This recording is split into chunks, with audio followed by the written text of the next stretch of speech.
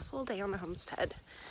It's rather bright. I meant to get out earlier, but it's still fairly cool. And there's just that light frost of dew on the ground. It's just beautiful. The grass is all sparkly. Good morning, ducks. Good morning. So I'm going to put my ruined ducks, the ones I have left, in the tractor today until I can figure out what to do with them. Last night I was trying to film, and in the middle of it, a bobcat just ran right in front of me with one of my ruined hens in its mouth. And there was absolutely nothing I could do, and I could tell you that made me feel really helpless. I know they're just animals, and I know that we eat them too, but you never want to see that. You don't want to see predators getting onto your property and eating your animals. I have decided, since now I know it's a bobcat, and it's been picking them off one by one because we've lost several over the past few weeks, they will not stay in the electric fence. So I am going to put them in the tractor until I can figure out what to do with them. And I mean, the tractor's, you know, it's a pretty big area, and we move it every single day onto fresh grass. They have shade, they have a pool, so they're not going to be unhappy. They're usually loose and get to wander the whole property. So I kind of feel bad, but I want to protect them. I feel like keeping them alive is more important at this moment. So that's what I'm going to do. I'm going to catch them, and I'm going to put them in there with the Pekin ducks that we kept and some of the Freedom Rangers we kept. And this morning they're just in the tractor so that they can graze on some fresh grass. So I'm going to go ahead and put them in there with them. That was fairly easy, especially since they were enclosed inside of this. It used to be our rabbit/duck house. They're no longer going to be in there. So besides, I'm going to be cleaning this thing out real thoroughly, maybe even giving it a paint job. I've got a few other plans, but so they're in the tractor with the other ducks and some of the Freedom Rangers. So now I am just going to move the tractor. Probably should have done that before I put them in there, but I'm gonna go ahead and move the tractor to fresh grass and give them all fresh water and food. But so I'm gonna get that moved, and then we'll get on to our chores and get all the rest of the animals fed. As I've said before, this is just a way to be able to let the ducks and the chickens get out and have fresh grass, be out of the silo fence area, which is pretty large, and they have a lot of grass in there, but this just kind of gives them another place to go. And it's just, he designed it after a Joe Salatin chicken tractor. It's not exactly like Joe Salatin's, but it's very similar. And you just operate it with these skis. They're just made out of scrap wood. I almost said mud. And then we use the dolly, and we just slide it up under there, and it cools very easily. There is no strain at all. And then they can just peck at the grass. Of course, I'm going to clean out their pool, their water barrel over there, and give them some food. But yeah, just kind of wanted to show you how that looks. They're a little scared right now because of me. And the Pekins are not used to the ruins yet, but they'll be okay. This is their first introduction, but I'm just going to give them their food and water and give them some time to acquaint themselves with one another. I'm sure it won't take long. So we actually have our ducks and our chickens on the same grower feed. Typically you don't do that, but this feed is perfect for both. It's just the right amount of protein and everything they need. The one thing you have to watch out with for ducks typically is a niacin deficiency, which can cause all sorts of problems. But this feed, it has peanut meal in it, and peanuts are very high in niacin, so they get just the right amount of niacin that they need. We've not had any issues since we've used this feed. Before, when we were buying feed for the ducks that was not from this company, we were new at having ducklings, and we had a few have leg problems, and you know, I naturally Googled it, looked it up, and the number one cause is a niacin deficiency. So we started buying brewer's yeast, which is something you can do, and you can add it to your regular grower feed. Brewer's yeast is very high in niacin, and that worked. That and frozen peas, adding frozen peas, because those also have niacin. But now we're not having to do that anymore. Now I am just topping off the feed. We store it in trash cans because it just works best for us right now until we come up with better storage bins for our feed. Mice are all out here, mice and rats, and they were just getting into the feed. So we just went and bought a bunch of 50-gallon trash cans with lids, and we just lock them down, and we've not had any issues since then. And it's just an easy way to store. I wanted to point out that buying from a feed mill is a much more affordable way to get quality feed. When you buy from places like Tractor Supply or other feed stores, which I'm not knocking, but when you do that, you're paying for it having to be shipped and delivered and putting it on their shelves, and just they up the price. So in other words, for a bag of non-GMO poultry feed, we are spending about $12, and that's crazy. Now we do buy in bulk. It is about, I think it's an hour and a half to 2 hours for us to get there.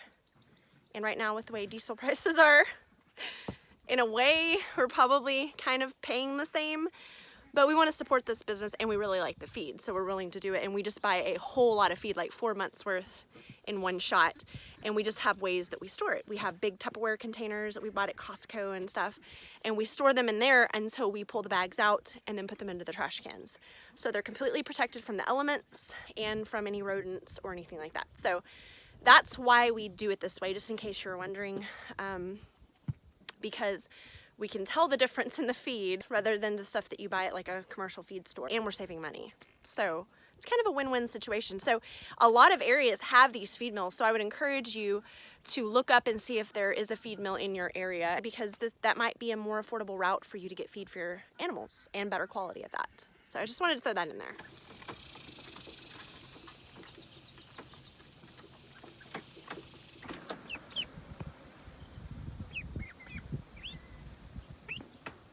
Good morning, babies. Are y'all ready to go out into the tractor, get some grass, do some swimming? They're getting so big. They grow very fast. All right, let's go get that done. You guys, this is how stubborn goats are. She's adamant she's gonna get to the highest point she possibly can. I don't know, her grand plan may be to try to escape, but she is climbing up on the pile of brush that we're going to burn. Look at her. And you too, Clementine. What are y'all doing? You're not gonna get out. You can't jump that far. You waiting on your breakfast? Are you ready for your breakfast, Rosemary? Huh? And Zoe, do not follow her example. What are you guys doing? Huh? What are you guys doing? You over there saying good morning to Papa? All right, Frank, I finally got your breakfast, buddy.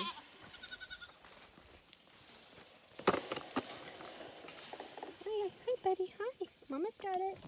Hey, get down. Get the girls there. All right, girls. As you can see, they all come running for the food, even the babies now. Come on, guys. Come on. Here we go. I knocked over their pallet. I'm gonna have to fix that again, you silly girls.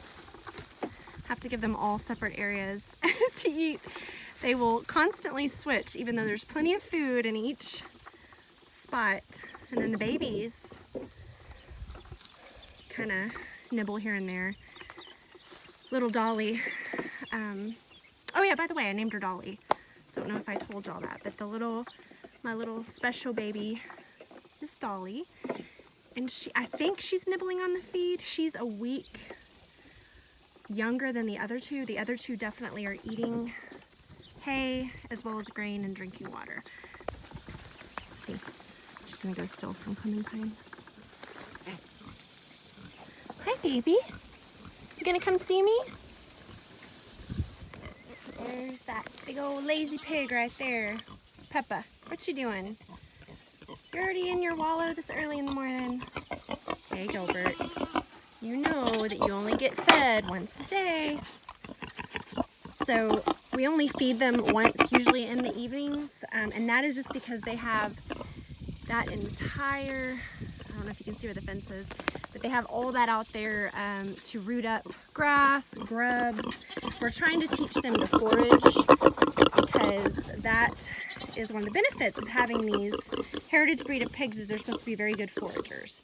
So they do get fed a very hefty dinner, but during the day we let them forage for food out on the area that we have fenced out for them. They're usually can be found in here laying in their wallows. Yeah. And this guy has become quite friendly. When we first got him, I wasn't so sure about him. He was pretty aggressive when he was little. And probably about 3 or 4 months ago, he really started mellowing out, and he's extremely friendly. He's like a big baby now. Aren't you, Gilbert? Aren't you, Gilbert? You want some? He's got tons of grass out there, but he loves it when I pick it for him and feed it to him. Typical boy. And they've got 2 separate wallows here. And then over by this is their water barrel. And Ricky has just put on their little pig nipples. I don't know if you can see it right there. And they just bite onto it. And then it kind of leaks, so it's made this wallow. So there's 2 different wallows. And the wallows are important, especially in the heat, because that is the way pigs cool off. They do not sweat like other animals. And in order for them to be able to cool off during high heat conditions is to have mud or water to get in, basically, to cool them off. So very important to keep their wallows wet. There's our piggies. So now we're just going over here to let the other poultry out of the silo, which was made into our duck, goose, and chicken house.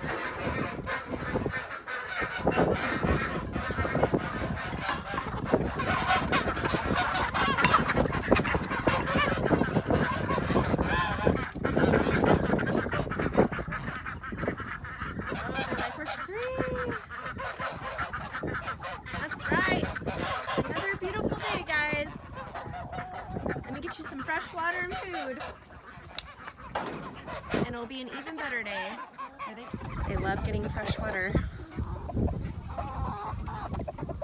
This is their watering hole for now.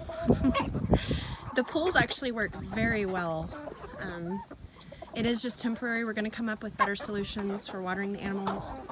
It's just since we have such a large number of poultry, and especially poultry that like to get in the water and make it all nasty, like geese and ducks, this is what we're using right now.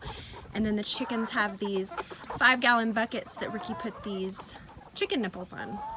And they're little cups of nipples, and we just clean these waters at least once a week because they get dirty fairly fast, especially in the muddy weather. But that keeps their water a lot cleaner.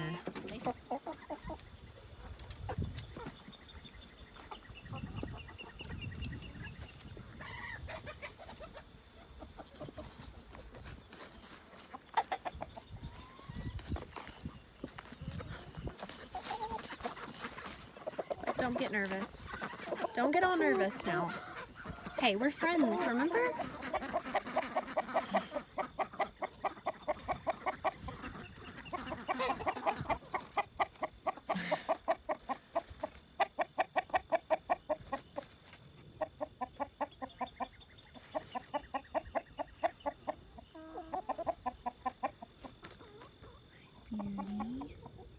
Hi, Beauty.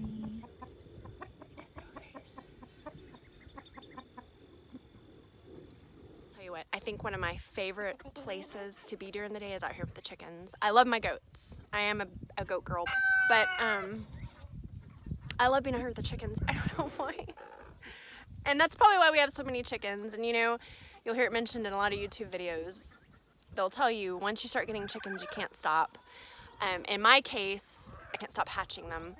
I love hatching the eggs and seeing what we're gonna get, not only in our mixed flocks, but also with our specific breeds that we have separated to keep them pure. Because, you know, sometimes people want purebred chickens. They want just Americanas or just Barred Rock.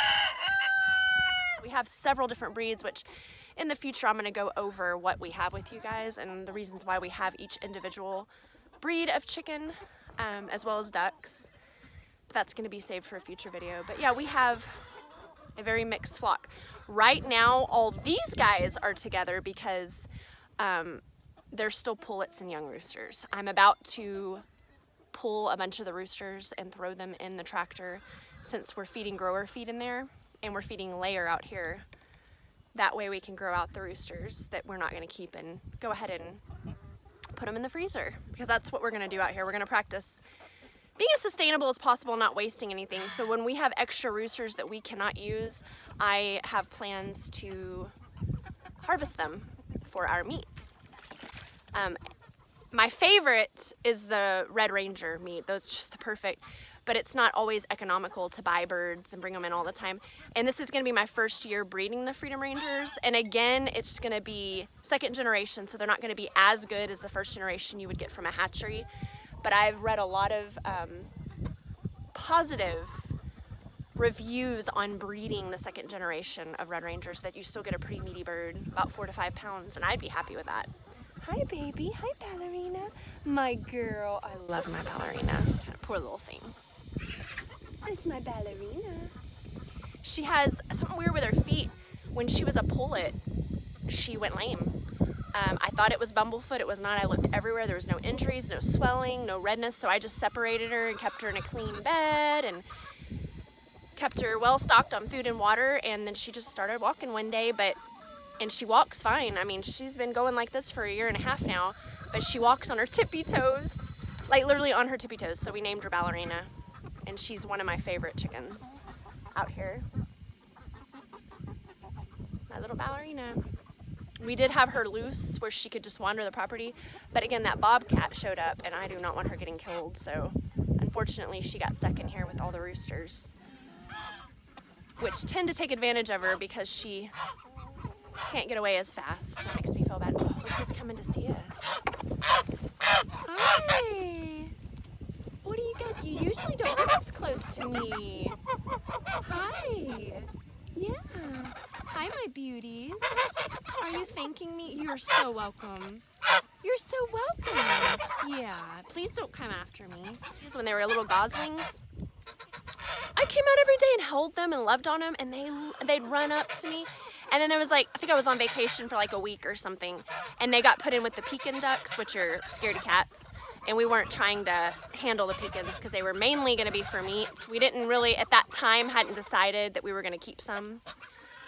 We thought we were going to harvest all of them. So we weren't handling them. But I was handling the geese, and when I got back, they had integrated into the flock with the Pekins, and they were scaredy cats. And I have not been able to get near them since. Which makes me sad because I really wanted a pet goose, that loved me. Look at this, well, guys, it's not a pond or a lake, but you know what? It works. Maybe 2 or 3 of you can get in there at a time, it's kind of chill. Would you like me to get you a mimosa? Yeah? Okay. Yeah, let me go get that for you. No, but I love my birds. And unfortunately, we are going to have to cull probably, let's see, we have 9 geese. We're probably only going to keep 3 or 4. And that's going to be hard for me. I love them. I mean, the birds are hard for me, to be honest with you. I love the chickens too. It's very hard to harvest, but I know why we're doing it. It's for food for our family.